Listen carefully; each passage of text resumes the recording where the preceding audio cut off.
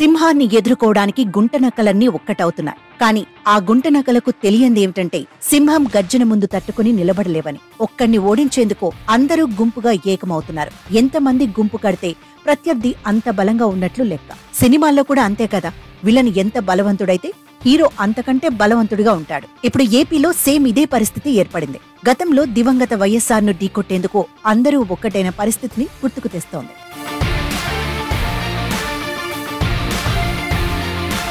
2009 ఉమ్మడి ఏపీ ఎన్నికల్లో వైఎస్ఆర్ నేతృత్వంలోని కాంగ్రెస్ పార్టీని ఎదుర్కొనేందుకు టీడీపీ, టీఆర్ఎస్, సిపిఐ, సిపిఎం మహాకూటమిగా ఏర్పడిన సంగతి తెలిసిందే.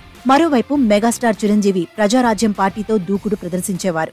చిరు దాదాపు సీఎం అనే ప్రచారం కూడా జరిగింది. ప్రజారాజ్యం కారణంగా కాంగ్రెస్ పార్టీకి కాపులు దూరమయ్యారు. కానీ వీటన్నింటినీ అడ్డుకుని రెండోసారి అధికారంలోకి వచ్చి ముఖ్యమంత్రిగా వైఎస్ఆర్ ప్రమాణ స్వీకారం చేశారు.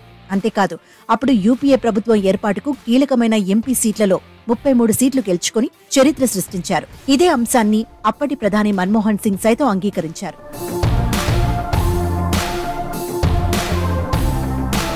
ఇక ఆనాటి అసెంబ్లీ ఎన్నికల ఫలితాలను చూస్తే మొత్తం 294 స్థానాలకు గాను కాంగ్రెస్ 157 స్థానాల్లో, తెలుగుదేశం, టీఆర్ఎస్, వామపక్షాలు కలిసి వచ్చిన మహాకూటమికి 106 స్థానాలు వచ్చాయి. చిరంజీవి పార్టీ ప్రజారాజ్యం 18, ఇతరులు 13 సీట్లు గెలిచారు. అంతిమంగా వైఎస్ఆర్ మళ్లీ ముఖ్యమంత్రి అయ్యారు. ఇటు సమర్థుడైన నాయకుడు నిలబడితే అటు ఎంతమంది నిలబడినా తట్టుకోవడం కష్టమని ఆయన నిరూపించారు. ఏపీలో ప్రస్తుతం జరుగుతున్న పరిస్థితులను చూస్తుంటే 2009 నాటి పరిస్థితే గుర్తుకు వస్తుంది.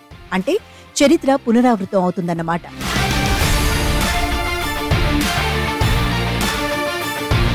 దీని ప్రకారం 2009లో జరిగినట్లుగానే రానున్న ఎన్నికల్లో సైతం టీడీపీ, జనసేన పొత్తులో ఉండగా బీజేపీని సైతం ఆ కూటమిలోకి తేవడానికి చంద్రబాబు, పవన్ కళ్యాణ్, బీజేపీ రాష్ట్ర అధ్యక్షురాలు పురంధేశ్వరి తీవ్రంగా ప్రయత్నిస్తున్నారు. ఇక కమ్యూనిస్టులను సైతం తమతో తీసుకుని వెళ్లేందుకు ప్రయత్నాలు చేస్తున్నారు. అంటే ప్రతిపక్ష పార్టీలన్నీ ఒక్కటవుతున్నాయి.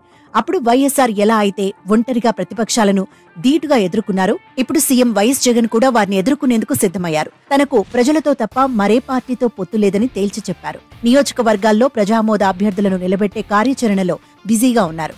మొత్తానికి అటువైపు గుంపుగా వస్తుండగా జగన్ మాత్రం సంక్షేమం, అభివృద్ధి తనను గెలిపిస్తాయి అంటూ సింహంలా సింగిల్ గా వెడుతున్నారు. అప్పట్లో వైఎస్ఆర్ సాధించినట్లే సింగిల్ హ్యాండ్ తో విజయం సాధించేందుకు జగన్, ఆయన సైన్యం యుద్ధానికి సిద్ధమవుతున్నారు.